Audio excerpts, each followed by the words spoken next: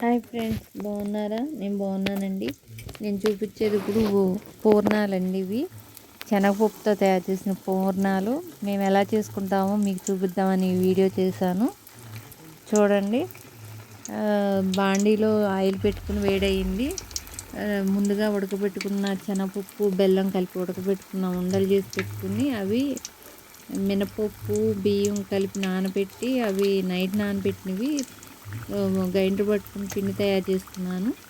దాంట్లో ఈ ఉండలు తీసి ఇలా ముంచుకుని ఆయిల్ పెట్టుకుని, ఆయిల్ వేడైనాక ఈ ఉండలు తీసుకెళ్ళి పూర్ణాలు వేసుకోవాలి. ఇవి మేము పూర్ణాలు అంటామండి. ఇలా నీట్గా ఒక్కోటి వేసుకుని చక్కగా వేయించుకుంటే చాలా బాగుంటాయి. ఇవి స్వీటే, దీన్ని పూర్ణాలు అంటాం మేము. చూడండి, వేస్తూనే ఉన్నాం. అవి వేగుతున్నాయి. కొంచెం వేగినాక తిప్పాలండి. ఎంత మట్టుకు తిప్పకూడదు. తిప్పామంటే అవి పగిలిపోయి బయటకు వచ్చేస్తుంది. పెట్టిన పిండి మొత్తం బయటకు వచ్చిందంటే ఆయిల్ అంతా ఖరాబ్ అయిపోతుంది.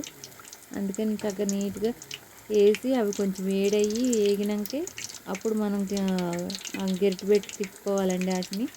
లేదంటే చాలా అవి బయటికి చిందని అంటే ఒక్కోసారి పేలిపోతాయి. చాలా జాగ్రత్తగా ఉండాలి పూర్ణాలు వేసేటప్పుడు మట్టుకి. అవి ఉండలు ఇలా ఉంటాయి. శనగపప్పుతో తయారు చేసుకున్న ఉండలండి ఇవి.